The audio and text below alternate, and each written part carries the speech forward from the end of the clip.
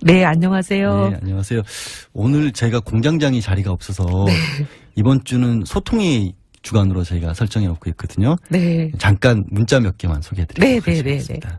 박성진 님이 김공장장 어디 갔어요? 김공장장? 김공장장은 네. 고기 다이어트 하러 유럽 갔습니다. 고기가 많은 곳에. 네. 이전 뉴스 시간에 박근혜 대통령이 법정에서 그림 그리고 있다는 뉴스를 소개해드렸거든요. 아, 그랬었나요? 네, 그래서 8672님이 박근혜가 그린 그림은 동그라미 그리려다 무심코 그린 얼굴 최순실. 예리하십니다. 예. 네. 3399님은 비가 오니 외롭네요. 저도 공장장이나 잔업반장님처럼 이혼이라도 하고 싶네요. 여친 없음 땡땡땡. 전 이혼 안 했습니다. 오해하지 마. 누가 제가 이혼했다는 큰일 날 말씀을 또. 드디어 이제 잔업반장님으로. 아니, 승진하신 거예요? 승진이 아니라. 네. 제가 지난번에는 이제 공장장 권한대행이라고 했거든요. 아, 권한대행. 근데 권한대행도 못마땅하대요. 그냥 네. 작업반장이나 해라. 네. 그럼 혹시 모르시겠어요? 여기 원래 공장장 명패 있었잖아요. 아, 공장장 명패 봤어요. 네. 오늘 치웠네요? 감추고 갔어요. 대단하신 분이에요. 명패를 감추고 갔어요. 제가 혹시 그거 꺼내놓고 쓸까봐. 네. 안 합니다, 지사에서. 아니, 공장장 얘기를 했는데, 지금 이번 주 나오신 분들께 몇 가지 여쭤보고 있는 게, 김어준 공장장하고는 도대체 언제 어떻게 만났냐? 인연을 맺고 계신 겁니까? 제가 지금 연도는 정확하게 기억 안 나는데 한 2005년 정도였던 걸로 기억하는데요. 초선 때 초기였어요. 예. CBS 죄송합니다. TBS 나와서 지금 CBS 얘기해서 저희는 그런 거. 모 방송에 시사자키라는 프로가 있었는데 거기 진행자셨고 제가 고정 패널을 꽤 오래 했어요. 그래서 진행자와 고정 패널로 만났었어요. 그때의 첫인상은 어떠셨어요? 그때 첫인상 뭐라 그래야 되나 의외로라는 데 방점이 찍혀 있어요. 의외로 예. 무섭지 않네? 의외로 무섭지 않네. 왜냐면 그때만 하더라도 진보 진영에 요경 미사일이다. 요경 미사일. 딴지일보 하셨던 분이다. 총수 막 걸리면 그냥 딴지 걸려서 넘어진다. 별별 무시무시한 소문을 듣고 뵀는데 의외로 그렇지 않으시더라고요. 어제 노회찬 의원은 심지어요. 네. 그때 옛날이랑 비교하면 지금 외모가 굉장히 좋아진 거란 얘기도 해서. 그런가요? 그런 것 같진 않죠? 외모? 그때나 지금 못 느꼈는데요? 그쵸? 좋아지신 줄? 그때나 지금이나 똑같죠, 사실. 네. 살만 조금 더 쪘지. 네. 그러네요. 사이즈는 좀 달라졌네요. 사이즈가 좀. 네. 그렇습니다. 저는 이혜원 의원님이 훨씬 더 객관적으로 말씀을 해주셨다고 믿고요. 네. 노회찬 의원께서 워낙 오래전에 이 의원님보다도 한 10년 전에 만났으니까 기억이 약간 좀 가물가물하신 걸로 그렇게 넘어가겠습니다. 한 20년 전에 만나신 거네요, 노회찬 의원. 네, 노회찬 의원 90년대에 만나셨다고 그러더라고요. 그러니까. 그때는 정말 엉망이었나 보네요. 예, 그렇습니다. 예. 어제 문재인 대통령 추념사 들으셨죠? 네네. 같이 그 자리에 있으셨나요? 혹시? 아니요, 제가 가지는 못했습니다. 저희 지역에도 또 비슷한 행사가 있어가지고 네네. 지역에서 행사에 참석하느라고 현장에 가진 못했고 언론으로 봤습니다. 그 내용에 대해서는 어떻게 좀 평가를 하실 수 있을까요? 사실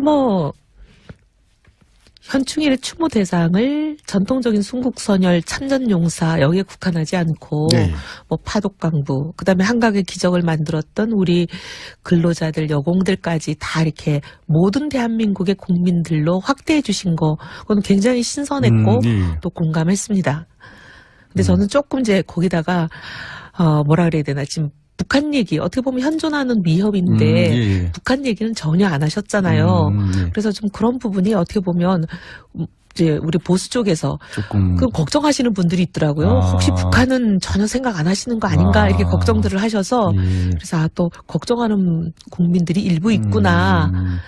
사실 어제 이제 6.25나 한국전쟁은 직접적으로 단어를 사용을 안 했죠. 안 했지만 반면에 이제 그때 당시 전쟁터 단장의 능선이라든가 이런 얘기는 또 많이 했었고. 그러니까 과거 북한의 어떻게 보면 공격, 위협, 참상 이런 얘기는 하셨는데 현존하는 지금의 북핵이라든지 또 미래의 북한의 문제 이런 문제가 이제 언급이 없어서 혹시 그런 부분이 이제 대통령의 관심사에서 멀어져 있는 건 아닌가 그런 걱정들을 하시는 분들이 하도 많아.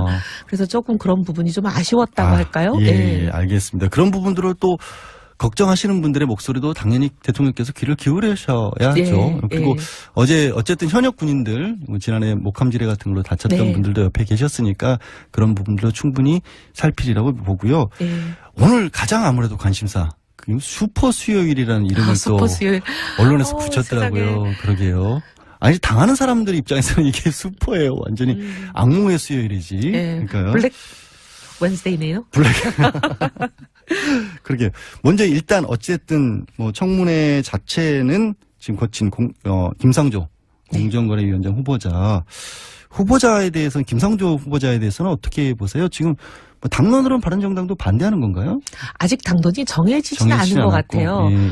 제가 듣기로는 이제 우리 주호영 원내대표가 어젠가? 어제는 현충일이었으니까 월요일이죠. 월요일 날 곧 당론이 정해질 거다 이렇게 말씀하신 걸 언론 기사로 봤습니다. 예, 예. 그러니까 곧 당론이 정해질 것 같긴 한데 좀 부정적인 기류가 있는 건 알고 있어요. 예. 근데 저는 이제 이 김상조 내정자를 예. 알고 지낸 지가 그러니까 지금 거의 한 35년 되네요. 의원님도 좀 경제 전문가시니까. 그리고 이제 같은 과 한 해 선배인데다가 지도 교수가 같아요. 그러시면 네. 완전히 굉장히 35년을 굉장히 가까운 지근거리에서 봤는데 예. 어떻게 보면은 저는 정말 이번 청문회를 듣고 예. 사실 왜냐면 제가 청문회가 진행되는 기간에 없었을 거예요 아마 제가 출장 다녀오느라고. 근데 이제 얘기를 듣고 굉장히 놀란 게 제가 알던 김상조 선배님은 정말 누구보다도 올곧게 살려고 제일 노력하는 사람이고 누가 봐도 저만한 사람 없을 거다. 제가 평생 그렇게 생각해 왔는데 하도 뭐 여러 가지 얘기가 들려서 이 청문회 얘기들을 제가 지금 선뜻 믿기가 좀 어려울 만큼 저도 좀 당황하고 있어요. 근데 뭐 한 15개까지도 뭐 다 종합을 하면 개수로는 그렇게 많이 나왔는데. 근데 이제 그 중에 또 뭐, 어떻게 보면 해명이 되는 것도 해명이 있고. 충분히 됐고, 이 아예 잘못된 의혹만을 위한 의혹도 많았고, 그래서 언론에서도 뭐 잼만 날렸다, 뭐 소문난 잔치였다, 이런 평가들도 있고, 좀 뭐 여전히 부정적으로 보는 분들도 계시지만. 네, 국민들이 아마 다 보고 평가하시겠죠. 그렇죠. 청문회도 보면 이제 의혹을 제기하는 측과 해명하는 측이 있는데 거기서 결론이 안 나도 국민들 마음속에서 결론이 나더라고요. 아니 근데 그게 저도 이제 궁금한 게 국민들의 마음을 과연 살펴가면서 당론까지도 정하시는 건지. 그냥 보면 왜 제가 여쭤보냐면 국민의당 같은 경우도 지금 국민의당 당론은 뭐 밖으로 반대한다고 하는데 일부 의원들은 SNS로 뭐 나는 찬성한다 막 이런 얘기들 막 한단 말이에요. 이런 것 같아요. 국민의당 제가 그 속사정을 정확하게 아는지 모르겠지만 제가 그냥 밖에서 보기에 느끼는 점은 의원님들은 이제 막 청문회를 하다 보면 이제 사람이 저도 일을 하다 보면 그런 게 있어요. 일에 몰입되는 경우가 있어요. 일 자체에 막 몰입이 돼가지고 내가 막 의혹을 조사하고 막 질문하다 보면은 내가 가지고 있는 생각이 막 강해지잖아요. 근데 이제 듣는 해명은 내가 기대했던 거하고 좀 차이가 있으면 아니야 해명이 부족해 막 이렇게 달려가는 경우가 있거든요. 사람이. 그래서 이제 의원 개인은 이제 청문 결과에 대해서 부정적인데 지역구에서 막 사람들이 국민들이 우리가 보기에는 해명이 됐어. 괜찮다. 뭐 이렇게 얘기하는 경우가 꽤 있거든요. 문자나 이런 걸로. 또 의원실로 전화도 많이 오고. 그러면 이제 의원들이 듣는 국민의 생각이 본인이 갖고 있던 생각과 굉장히 괴리가 있는 경우가 있어요. 그럼 의원들이 또 주장을 국민들 생각을 받아들여서 바꾸기도 하고 그래요. 그렇죠. 그게 정상이죠, 사실은. 지금 국민의당 의원님들 보면은 청문회장에서 얘기하신 거, 청문회 직후에 얘기하신 거하고 지금 또 이제 호남 민심을 받아들여서 좀 바꾸는 경우들이 생기는 것 같아요. 아무래도. 아니, 근데 잠깐 제가 궁금한 게 격가지긴 합니다만 의원님도 그러면 그런 식으로 뭐 문자나 아니면 지역구 사무실로 전화 같은 것도 많이 평소에 받으시고 그러세요? 수도 없이 받죠. 저는 지금 김상조 내정자 청문회, 강경화 내정자 청문회와 아무 상관도 없는 사람인데도 지금 하루에 100통 이상 받고 있어요. 고소 안 하세요, 혹시? 아니요, 왜 고소해요? 아니, 왜냐면. 이현주 의원이 아예 가장 이제 문자 폭탄이라고 하면서 문제 제기를 하면서 실제로 고소장을 지금 뭐 이렇게 제출을 하겠다라는 식으로 나오더라고요. 아마 그 중에 이제 뭐, 허위 사실을 가지고 부당하게 음해하거나 그런 문자가 있었는지 모르겠지만 예, 예. 그런 게 아닌다면은 뭐 국민들 의견을 들려주는데 저야 감사하죠. 예. 네. 근데 이제 문자 중에 간혹 보면 이제 도를 지나치게 상대방을 뭐라고 얘기하라니까 규정짓고 인격적으로 모욕하고 그다음에 모욕하는데 그냥 그 모욕이 그냥 단순한 모욕이 아니라 추상적인 모욕이 아니라 허위 사실로 음해하면서 이제 단정적으로 모욕하는 그런 잘못된 문자가 간혹 있어요. 아마 이현주 의원님이 말씀하신 건 그런 경우일지도 모르죠. 그러나 어쨌든 전반적으로는 민심 쪽에 더 가깝게 무게를 둬야 되는 건 다양하게 들을 수 있으니까 좋죠. 예, 알겠습니다. 오늘 의원님도 직접 맡으신 분이 있죠? 김동연 경제부총리. 네, 김동연 내정자. 예. 경제 전문가시고 하시니까. 네. 장관 청문회 같은 경우에는 각각 의원들을 다 따로따로 맡아서 하니까 이제 담당하시는데 어떻게 보세요, 김동연 총리 후보자 같은 경우? 그분은 뭐 신상에 관해서는 별로 뚜렷하게 뭐 제기될 만한 의혹이 보이지는 않아요. 현재까지는. 일부 뭐 병역이나 이런 부분에서 약간 얘기가 나온 건 있습니다만은. 근데 뭐 해명이 좀 되고 있는 수준 같아 보이고요. 일단 오늘 청문을 해보면 좀 더 이제 깊이 있는 의혹이 나올지는 모르겠으나 현재까지는 그렇게 보이고. 근데 이제 이번의 경우는 저는 좀 부총리인 만큼 경제수장이잖아요. 경제수장이니까 당시 이제 문재인 후보였을 시절에 말씀드렸던 국민 앞에 약속했던 공약들, 이 공약들과 내정자 개인이 다른 생각을 갖고 있는 부분들이 꽤 있어요. 이런 부분은 저 짚고 넘어가야죠. 그런 부분은 오늘 이제 경제 강요로서의 자질이라든가 아니면 그거를 대통령과 어떻게 조화를 할지 그런 부분은 능력과 관련된 부분이니까. 능력이기도 하고 입장이기도 하고 하니까 그런 건 짚어야죠. 그런 걸 짚으시겠다. 왜냐하면 사실 우리가 이제 대통령이 만능이 아니고 신이 아니기 때문에 대통령의 생각이 고쳐져야 될 경우도 꽤 있거든요. 그런데 그리고 또 대통령은 경제 전문가가 아니잖아요.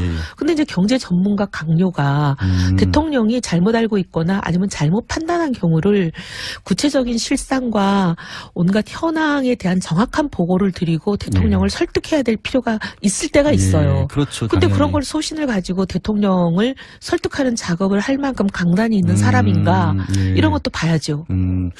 이제 이현 의원께서는 이제 경제 전문가고 워낙 그쪽에서 오래 활동을 하시고 잘 아시고 오늘 청문회도 담당을 하시니까 그런 부분들을 따져 물으실 텐데 안타깝게도 사람들이 그 목소리를 잘 안 들을 것 같아요. 네네, 맞아요.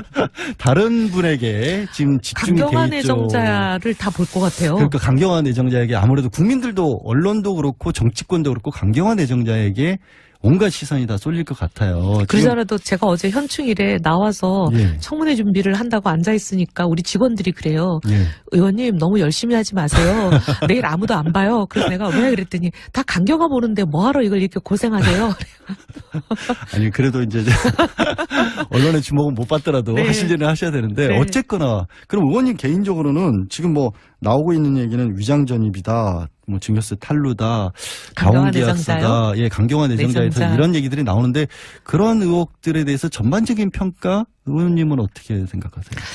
사실은 저는 이제 또 죄송한 얘기인데 강경한 애정자 이런 여러 가지 의혹에 대해서 출장 좀 다녀오느라고 그렇게 깊이 있게 보진 못했지만 제가 또 뭐 당장 제가 청문을 담당하지 않다 보니까 그러니까 청문위원들만큼 깊이 있게 조사는 안 했는데 제가 그냥 받은 느낌은 이거 혹시 남편이 하신 거 아닌가 그런 생각이 들었어요.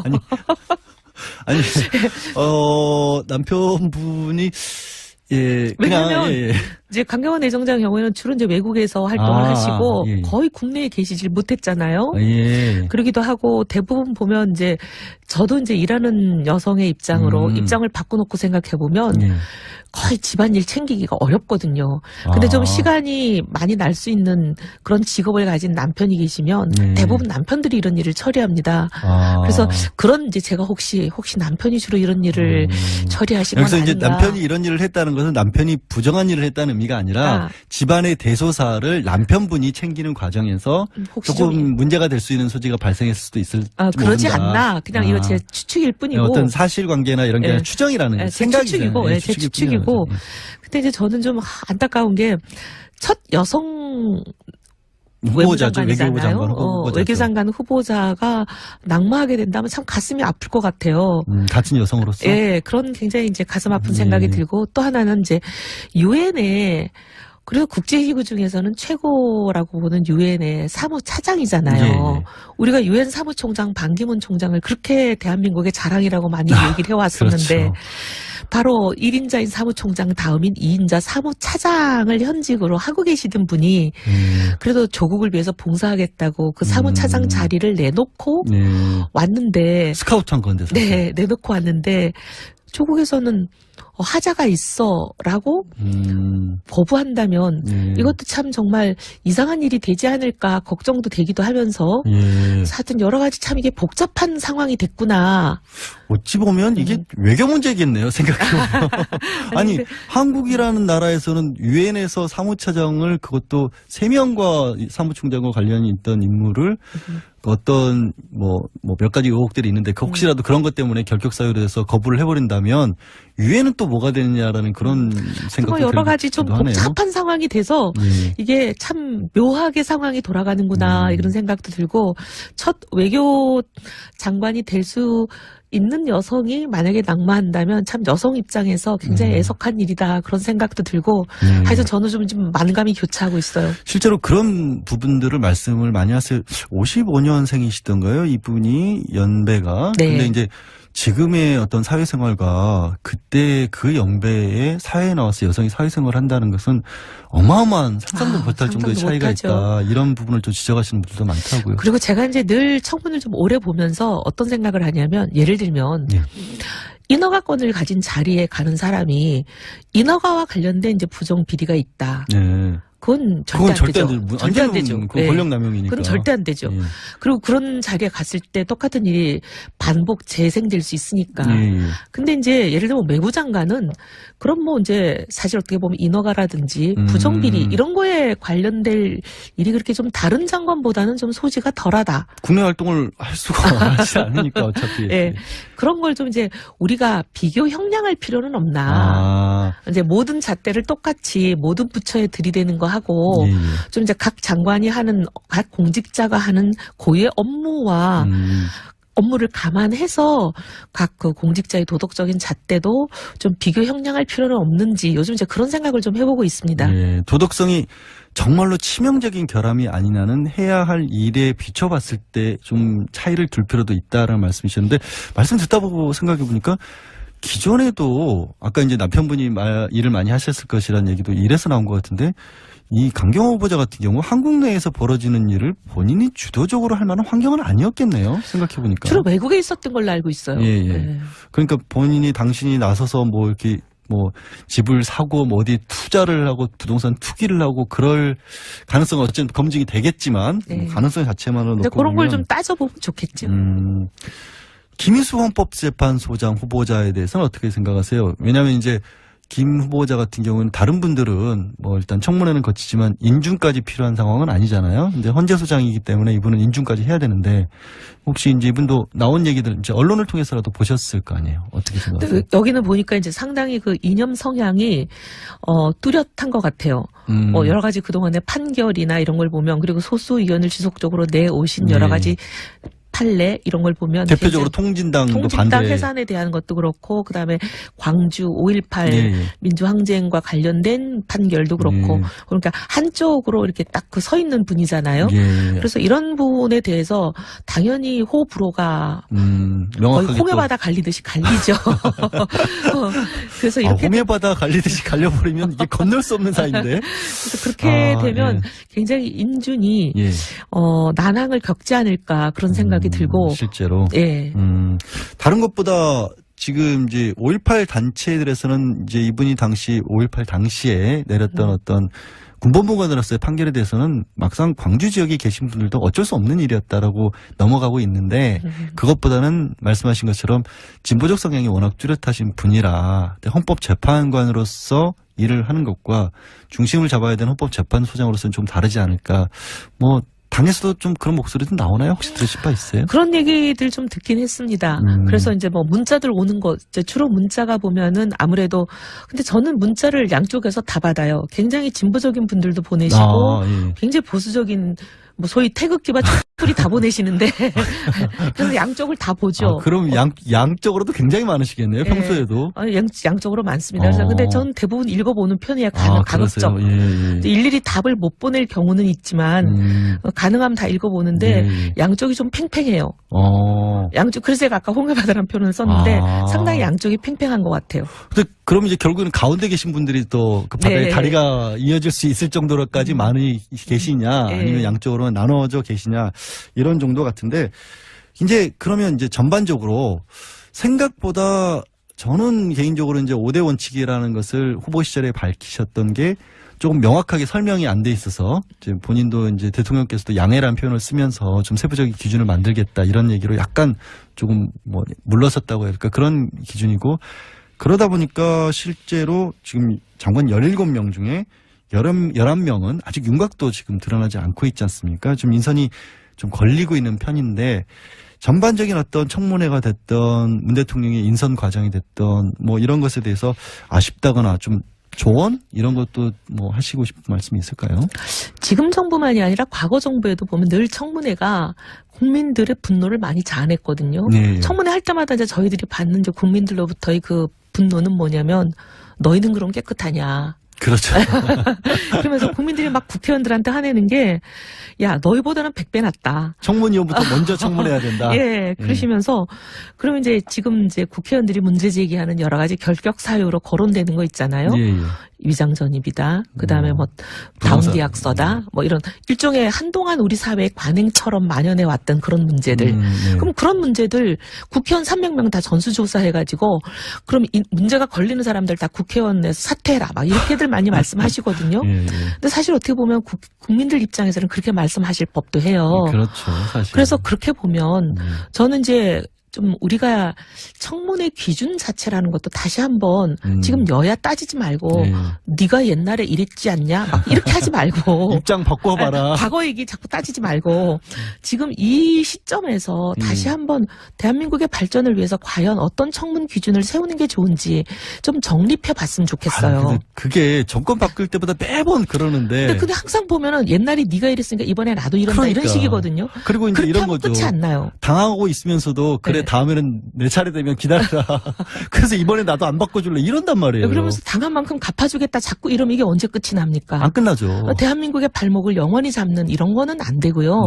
청문회 하자는 이유가 뭐예요? 좋은 사람 뽑아서 좋은 대한민국 만들자고 하는 건데 왜 자꾸 우리가 발목을 잡으려고 할 필요는 없잖아요. 그러니까 저는 이번 기회를 그냥 아예 제대로 된 청문 기준을 만드는 거. 예, 어떻게 보면 진짜 좋은 사람을 고르는 좋은 청문 기준을 이번에 좀 만들었으면 좋겠어요. 주변 의원들 분께도 그렇게 좀 말씀 좀 해주세요. 정말 저는 많이 얘기해요. 많이 얘기하세요. 그 당에서 지금 당론 만드는데 제가 이런 얘기 했다가 또 한 소리 듣고 그래요. 애국가를 깔고 다니실만 하신데. 그럼 당론, 바른정당 얘기를 하셨으니까, 당론 얘기를 하셨으니까, 바른정당 상황도 좀 말씀해 주세요. 유승민 의원 같은 경우에는 백의종군 하시겠다고 하셨어요? 말씀 그렇게 하셨었어요. 어떻게, 그렇게, 다른 얘기, 그 이후의 배경이라든가, 실제로 그렇게. 배경에 언론에 얘기하신 거 제가 기억하기로는 대선 기간 동안에 너무 많은 분들께 빚을 져서 당분간은 백의종군 하겠다. 이렇게 얘기하시고 당에 어려운 일이 생기고 본인이 해야 될 역할이 생길 때는 언제든지 또, 일을 하겠다. 이렇게 하셨거든요.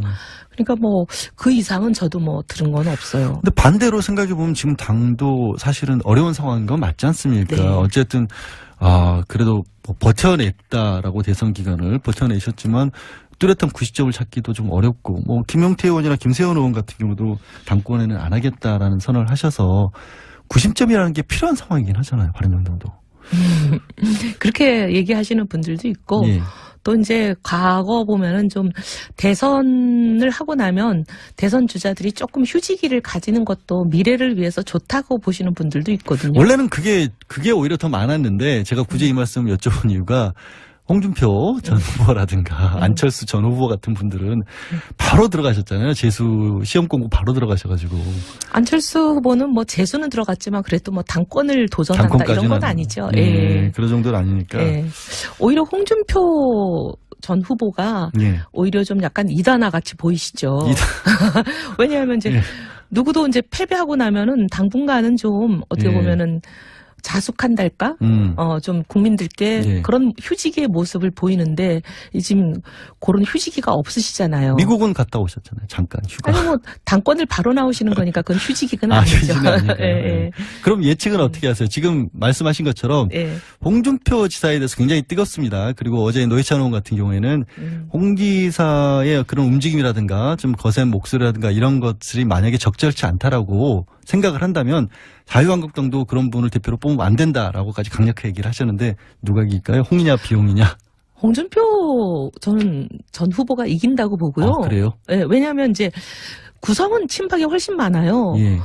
두 번 19대, 20대 두 번에 걸쳐서 박근혜 대통령이 아주 이제 독단적인 공천을 하셨기 때문에 예, 예. 거의 전권을 갖고 다 공천을 하셨잖아요. 두 번 연거푸. 예, 예. 그러니까 초재선이 거의 80명 될걸요? 예. 근데 그분들, 그 전에 있었던 중진 친박들도 당연히 물론 있고, 초재선은 올 친박이기 때문에, 네. 사실은 이제 친박들밖에 거의 안 남아있는 상황이죠. 아, 그러니까. 그래서 표는 친박들이 많지만, 문제는 내세울 지금 주자가 없잖아요. 내세울 주자가 없으니까 당연히 이제 홍준표 전 후보의 승리로 갈 거고, 묶어진다. 예, 그치만 아직까지 친박세가 워낙 강하고 숫자가 많기 때문에 당권을 잡으셔도 청산이 쉽지 않을 거다. 그렇게 보는 거죠. 네, 알겠습니다.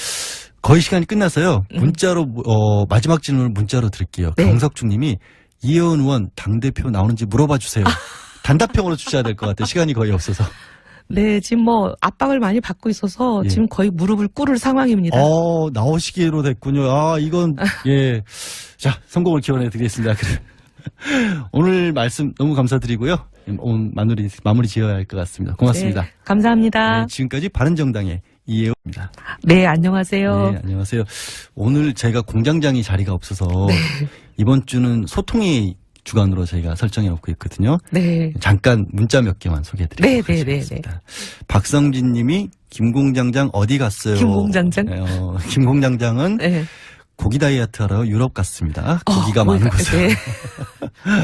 이전 뉴스 시간에 박근혜 대통령이 법정에서 그림 그리고 있다는 뉴스를 소개해드렸거든요. 아, 그랬었나요? 네, 그래서 8672님이 박근혜가 그린 그림은 동그라미 그리려다 무심코 그린 얼굴 최순실. 예리하십니다. 예. 네. 3399님은 비가 오니 외롭네요. 저도 공장장이나 잔업반장님처럼 이혼이라도 하고 싶네요. 여친 없음 땡땡땡. 전 이혼 안 했습니다. 오해하지 마. 누가 제가 이혼했다는 큰일 날 말씀을 또. 드디어 이제 잔업반장님으로 아니, 승진하신 거예요? 승진이 아니라 네. 제가 지난번에는 이제 공장장 권한대행이라고 했거든요. 아, 권한대행. 근데 권한대행도 못마땅하대요. 그냥 작업반장이나 해라. 네. 그럼 혹시 모르시겠어요? 여기 원래 공장장 명패 있었잖아요. 아, 공장장 명패 봤어요. 네. 네, 오늘 치웠네요? 감추고 갔어요. 대단하신 분이에요. 명패를 감추고 갔어요. 제가 혹시 그거 꺼내놓고 쓸까봐. 네. 안 합니다, 지사에서. 아니, 공장장 얘기를 했는데, 지금 이번 주 나오신 분들께 몇 가지 여쭤보고 있는 게, 김어준 공장장하고는 도대체 언제? 보네요. 아, 예, 그렇습니다. 예. 어제 문재인 대통령 추념사 들으셨죠? 네네. 같이 그 자리에 있으셨나요? 혹시? 아니요, 제가 가지는 못했습니다. 저희 지역에도 또 비슷한 행사가 있어가지고 네네. 지역에서 행사에 참석하느라고 현장에 가진 못했고 네. 언론으로 봤습니다. 아, 그 내용에 대해서는 어떻게 좀 평가를 하실 수 있을까요? 사실 현충일의 추모 대상을 전통적인 순국선열 참전용사 여기에 국한하지 않고 네. 파독강부 그다음에 한각의 기적을 만들었던 우리 근로자들 여공들까지 다 이렇게 모든 대한민국의 국민들로 확대해 주신 거 그건 굉장히 신선했고 네. 또 공감했습니다. 근데 저는 조금 이제 거기다가 뭐라 그래야 되나 지금 북한 얘기 어떻게 보면 현존하는 위협인데 예. 북한 얘기는 전혀 안 하셨잖아요. 예. 그래서 좀 그런 부분이 어떻게 보면 이제 우리 보수 쪽에서 조금 그 걱정하시는 분들이 있더라고요. 혹시 북한은 전혀 생각 안 하시는 거 아닌가 이렇게 걱정들을 하셔서 예. 그래서 또 걱정하는 국민들이 일부 있구나. 그런 사실 생각을 어제 했어요. 이제 6.25나 한국전쟁은 직접적으로 단어를 사용을 안 했죠. 안 했지만 반면에 이제 그때 당시 전쟁터 단장의 능선이라든가 이런 얘기는 또 많이 했었고. 예, 그러니까 과거 북한의 어떻게 보면 공격, 위협, 참상 이런 얘기는 하셨는데 현존하는 지금의 북핵이라든지 지금의 북핵 문제 이런 또 미래의 부분들은. 북한의 문제 이런 문제가 이제 언급이 없어서 혹시 그런 부분이 이제 대통령의 관심사에서 멀어져 있는 건 아닌가 그런 걱정들을 하시는 분들이 하도 많아. 그래서 조금 그런 부분이 좀 아쉬웠다고 할까요? 예, 알겠습니다. 그런 부분들을 또 걱정하시는 분들의 목소리도 당연히 대통령께서 귀를 기울이셔야죠. 예, 그리고 예. 어제 어쨌든 현역 군인들 지난해 목함지뢰 같은 걸로 다쳤던 네. 분들도 옆에 계셨으니까 그런 부분들도 충분히 살피리라고 보고요. 예. 오늘 가장 아무래도 관심사 슈퍼 수요일이라는 이름을 또 슈퍼 수요일. 언론에서 붙였더라고요. 세상에. 그러게요. 아니 당하는 사람들 입장에서는 이게 슈퍼예요. 완전히 악몽의 수요일이지. 예. 그러니까요. 블랙 웬스데이네요. 그러게.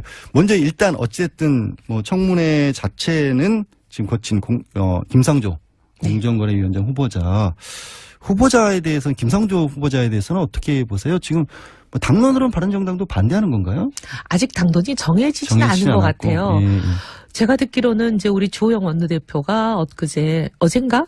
어제는 현충일이었으니까 월요일이죠. 월요일 날 곧 당론이 정해질 거다 이렇게 말씀하신 걸 언론 기사로 봤습니다. 예, 예. 그러니까 곧 당론이 정해질 것 같긴 한데 좀 부정적인 기류가 있는 건 알고 있어요. 예. 근데 저는 이제 이 김상조 내정자를 예.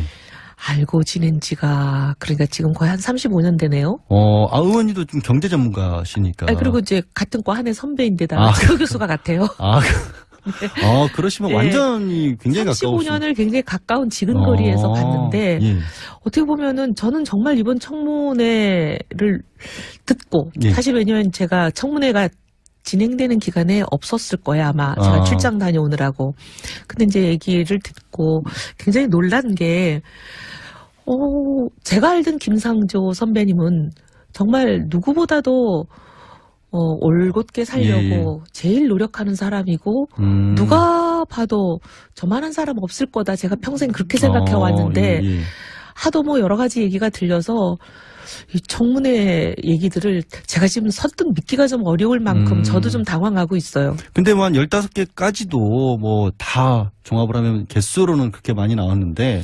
근데 이제 그 중에 또 뭐, 어떻게 보면 해명이 되는 것도 해명이 있고. 충분히 됐고, 이 아예 잘못된 의혹만을 위한 의혹도 많았고, 그래서 언론에서도 뭐 잼만 날렸다, 뭐 소문난 잔치였다, 이런 평가들도 있고, 좀 뭐 여전히 부정적으로 보는 분들도 계시지만. 네, 국민들이 아마 다 보고 평가하시겠죠. 그렇죠. 청문회도 보면 이제 의혹을 제기하는 측과 해명하는 측이 있는데 거기서 결론이 안 나도 국민들 마음속에서 결론이 나더라고요. 아니 근데 그게 저도 이제 궁금한 게 국민들의 마음을 과연 살펴가면서 당론까지도 정하시는 건지. 그리고 보면 왜 제가 여쭤보냐면 국민의당 같은 경우도 지금 국민의당 당론은 뭐 밖으로 반대한다고 하는데 일부 의원들은 SNS로 뭐 나는 찬성한다 막 이런 얘기들 막 한단 말이에요. 이런 것 같아요. 국민의당 제가 그 속사정을 정확하게 언제 어떻게 만났냐? 인연을 맺고 계신 겁니까?